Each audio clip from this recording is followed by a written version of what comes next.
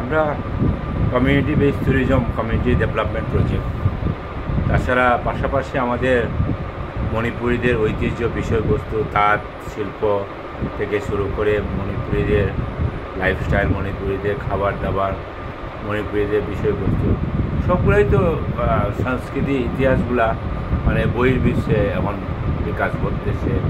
তারপরে এখন টুরিস্টরা এসে আমাদের মণিপুরীদের ঐতিহ্য কাপড় চোপড়ের প্রতি মানে যে বেচা কিনা মার্কেট এবং সাধারণ জনগণ কমিউনিটিগুলা এখন অনেকগুলো উপকৃত হইতেছে, বহির্বিশ্বে বিকাশ করতেছে মণিপুরীদের তার সম্বন্ধে। তো এইটাই মূলত বিষয়। টুরিস্ট তো বেশিরভাগ বাইরে থেকে আসে শ্রীমঙ্গলে, তারা আসলে কিভাবে খোঁজ করবে? তারা তো শ্রীমঙ্গলে মার্কেটে হয়তো খোঁজ করে, আপনাদের এটা কিভাবে খুঁজে পাবে? এখানে মূলত শ্রীমঙ্গল বা কমলগঞ্জে আসার পরে বিশেষ করে কমলগঞ্জ উপজেলাতেই মণিপুরীদের মানে সবচেয়ে বেশি মানে অবস্থান করতেছে। কমলগঞ্জের 14টা গ্রাম নিয়ে আমরা বিগত 400 বছর ধরে আমরা এখানে বসবাসরত। তো এতে গিয়া শ্রীমঙ্গল কমলগঞ্জে যখন এসে মণিপুরীদের আবাসস্থল যখন খুঁজে বা যখন খোঁজ খবর নেই, তখন সবাই বলে দেয় যে কমলগঞ্জ উপজেলাতেই মণিপুরীদের অধ্যুষিত এলাকা।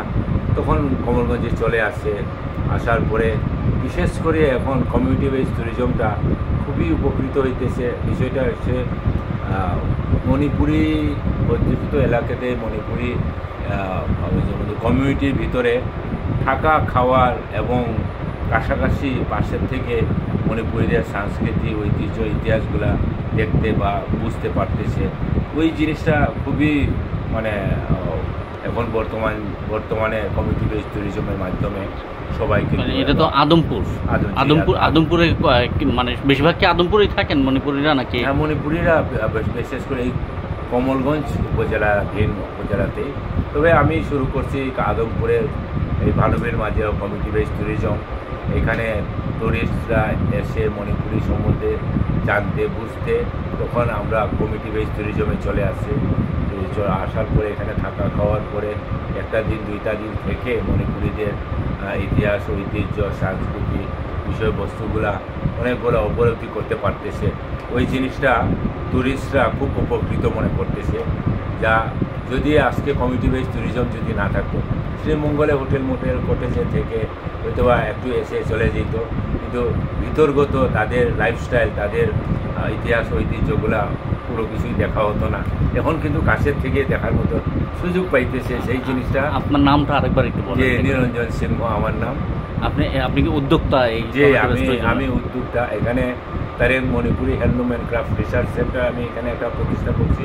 পাশাপাশি আমাদের মণিপুরি কমিউনিটি বেস ট্যুরিজমটা আমি এখানে প্রতিষ্ঠা করছি। বর্তমানে খুবই আলোচিত, খুবই মানে গ্রহণযোগ্য হিসাবে এখন বর্তমানে বাংলাদেশ সরকারও খুবই খুশি আমার প্রতি, যে বাংলাদেশ সরকার, বাংলাদেশ ট্যুরিজম বোর্ড এবং বাংলাদেশ সরকারের ঊর্ধ্বতন কর্মকর্তা আমাকে খুব সহযোগিতা করতেছে।